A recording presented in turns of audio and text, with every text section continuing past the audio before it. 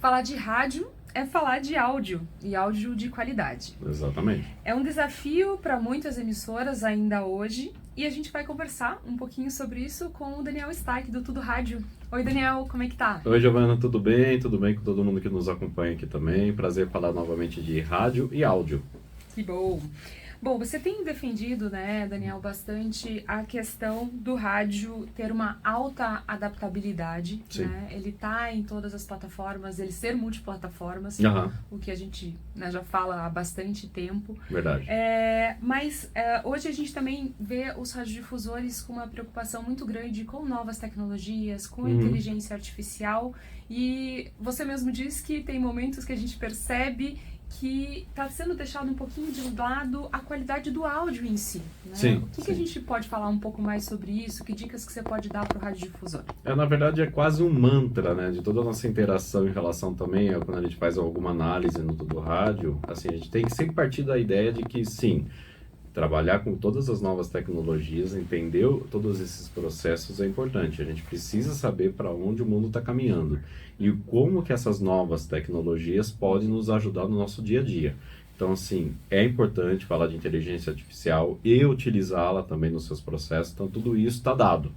Mas a gente também precisa fazer, digamos assim, não o que é o anterior, mas é o que é a nossa base, né? Que é cuidar da entrega do nosso conteúdo, que a matriz é o áudio. Então, do mesmo jeito que a gente tem um cuidado muito grande com o dial, imagino que a maioria das emissoras, dentro das suas possibilidades, trabalham com a melhor possibilidade possível em relação à entrega no dial, a gente tem que fazer a mesma coisa com o digital.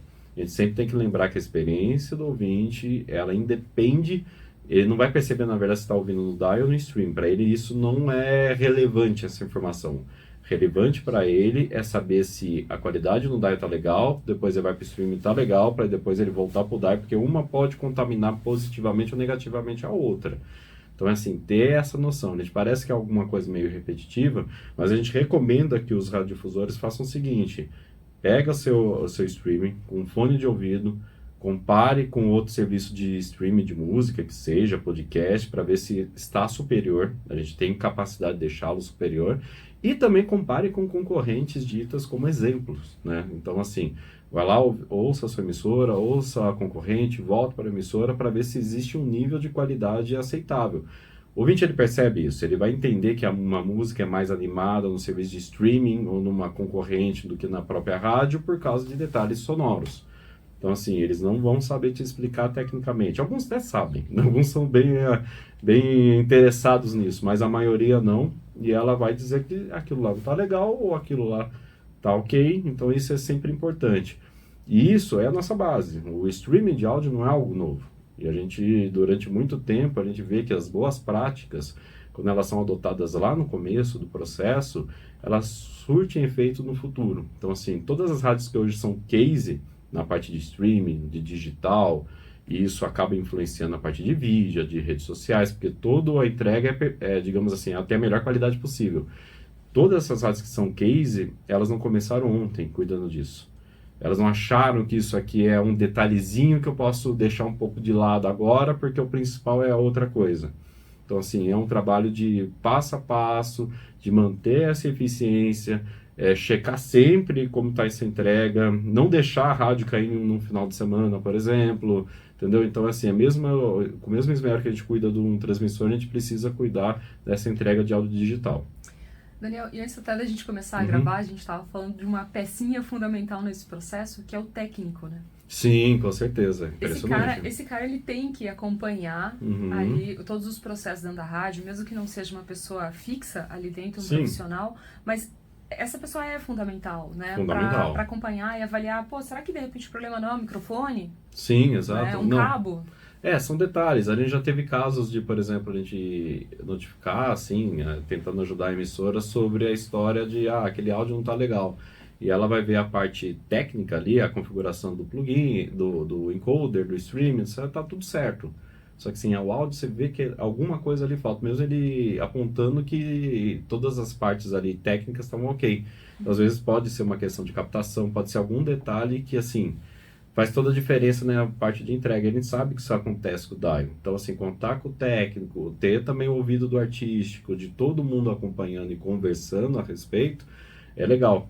Só que assim, é não tratar o streaming como um acessório, e sim como uma parte assim importante, complementar, importante, né, do dial. Então assim, ele já vê que existe sim uma troca de audiência entre streaming, dial, streaming, e assim vai ao longo do dia. Os ouvintes vão sempre procurar a rádio onde está mais fácil para eles.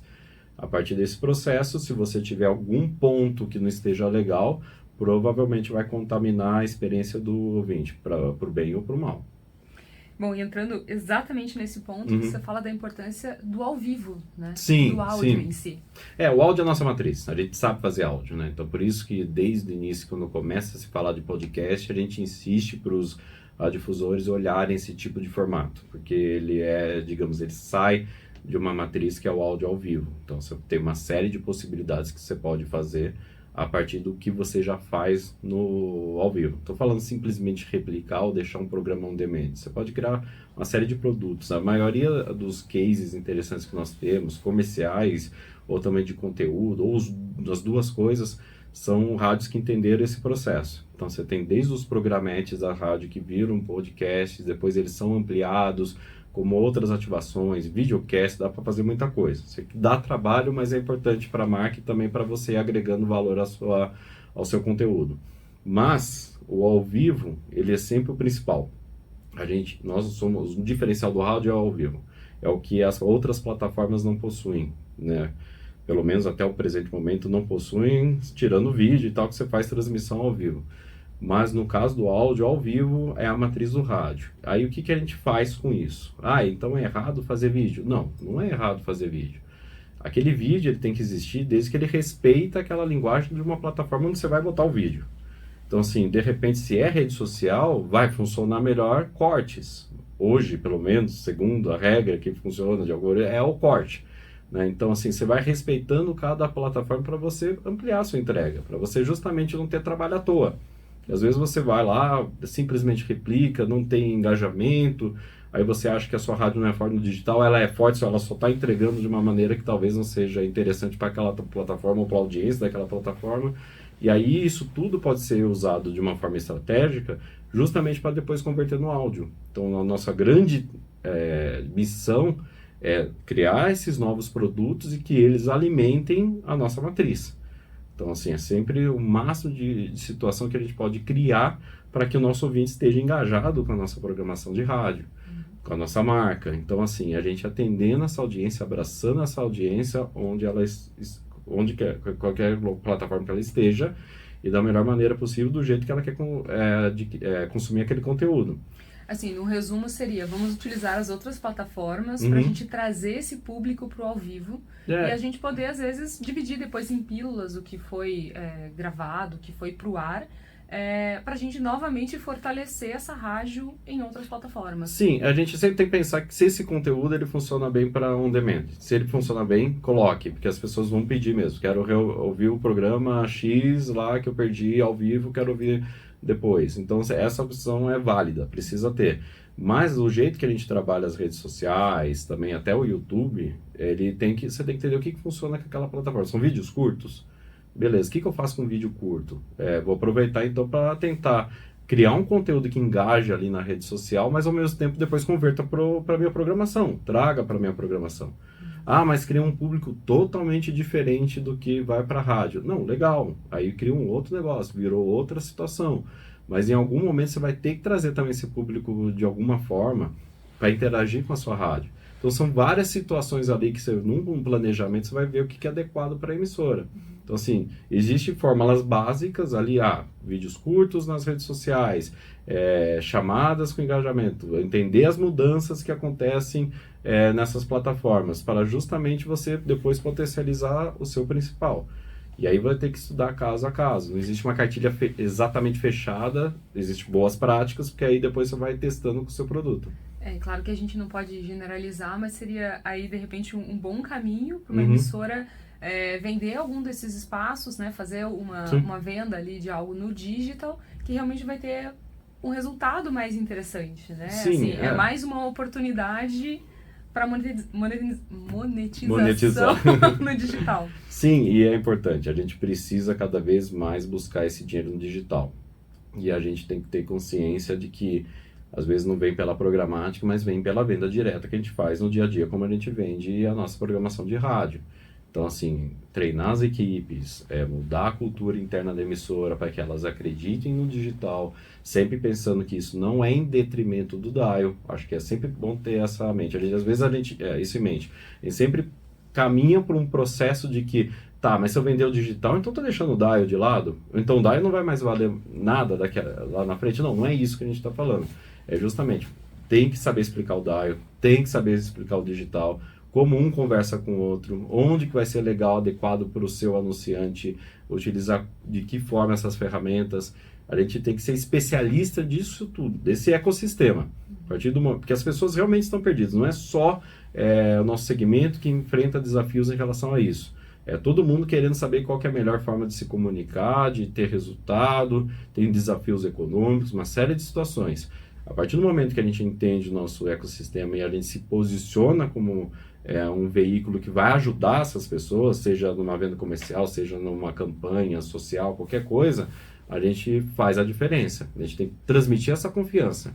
E você tem que lembrar que o rádio é o que tem credibilidade perante a população, perante toda a sociedade, e essa credibilidade tem que existir também nesse processo comercial. Então a gente tem essa vantagem, a gente tem essa possibilidade de chegar e falar, não, peraí, deixa eu pegar um cliente pela mão e vou explicar certinho como funciona, mas para isso acontecer, internamente a gente precisa passar por esse processo de entender como funciona cada coisa, para ter confiança para poder sair e explicar para o mercado sobre isso.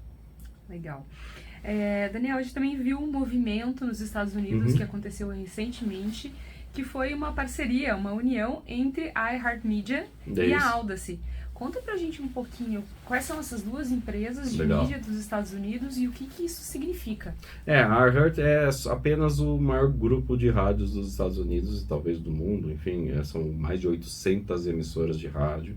O que, imagina, na mão dessa empresa, o que você consegue fazer, né? Porque você tem rádios de todos os formatos possíveis, em maioria das praças grandes dos Estados Unidos, então isso gera um monte de conteúdo on demand, de força para negociar um monte de situações. Então, assim, ela é a grandalhona lá, digamos, do mercado norte-americano.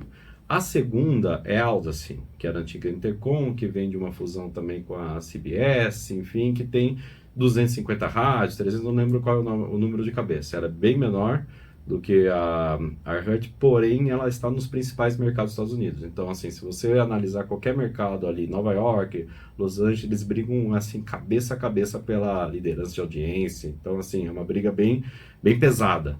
Só que o que aconteceu? Durante muito tempo nos Estados Unidos, como eles são grandalhões, eles pensaram assim, bem, o digital eu posso dominar completamente. Eu não preciso de terceiros, de outros agregadores, de espalhar meu conteúdo de streaming nessas outras emissoras, nesses outros locais, porque como eu sou grande, eu consigo potencializar apenas o meu ambiente.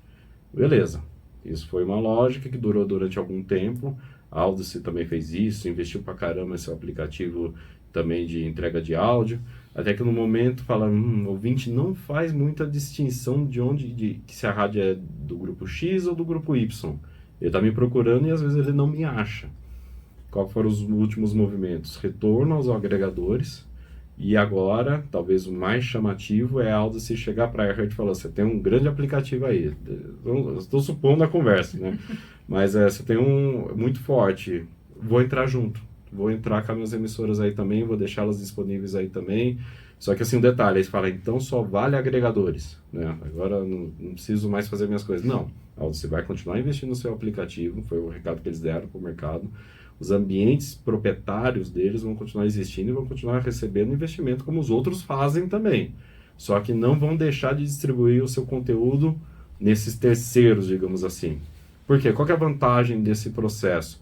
O streaming, a rádio domina ele, o streaming. Qualquer publicidade que você faça, parte do streaming. Independente de onde você entrega. Claro que quando você tem o seu ambiente próprio, você vai ter mais possibilidade de fazer outras coisas também. Outras ativações, etc. Enfim, uma série de situações. Mas a matriz, que a gente fala do áudio, no digital também, toda a publicidade programática, venda direta no streaming, é feita a partir dessa ponta, dessa transmissão. Então, independe se você está no agregador X, no agregador Y, ou no seu ambiente. Inclusive, dependendo do tamanho da sua audiência, você vai conseguir fazer campanhas direcionadas para cada ambiente. Então, assim, são situações novas, de muita coisa que a gente pode fazer, né? Isso aqui vale para o Brasil também, pelos agregadores, não só um portal como Todo Rádio, o aplicativo próprio da rádio, o TuneIn, o Radiosnet, etc. Esses principais, você está presente neles, na Alexa, etc. Mas a partir do momento que isso vai crescendo, você vai tendo mais possibilidade de coisas, mas ao mesmo tempo a gente retorna para a nossa base, que é o rádio estar presente em todos os lugares possíveis. Igual a gente faz um dial, a gente melhora os sinais das nossas emissoras para pegar em todo tipo de receptor. Seja aquele lindão, modernão lá que capta rádio até debaixo de um buraco, como aquele que fica piscando cheio de LED lá que parece uma caixinha de abelha. A gente tem que pegar em todos assim, a gente tenta fazer isso. No digital é a mesma lógica. Então a gente precisa entregar, ter domínio, claro, saber onde a nossa rádio está, se o logotipo está certo, se o formato da rádio está certo, se as informações estão corretas, conversar com essas plataformas e ao mesmo tempo aí começar a explorar a partir do streaming. Então assim, é um recado que dá, que antes a gente pensou em segurar um pouco mais nos nossos ambientes próprios e depois começou a abrir de novo. Que é mais ou menos o que acontece com os podcasts. Toda hora que a gente vai falar do podcast, a gente fala, tá em todas as plataformas, todos os agregadores, ouça no seu agregador favorito e também na nossa plataforma. É mais ou menos a mesma lógica. Legal, foi um ótimo resumo, hein? Sim, o melhor ainda é tentando falar, não, a conversa entre eles, né? Mas, enfim. Ai, Daniel, beleza, muito obrigada. Esse ano a gente ainda tem bastante coisa para falar. Opa, temos um congresso chegando também, convidamos todos a participarem também, vai ser importante para a gente discutir, né, tudo sobre o rádio, tem muito desafio aí pela frente, mas também muita oportunidade. Exatamente, vai falar muito de interatividade, de conectividade, de transformação, então a gente já conta também com a presença de todo mundo. Combinado, até lá. Obrigada.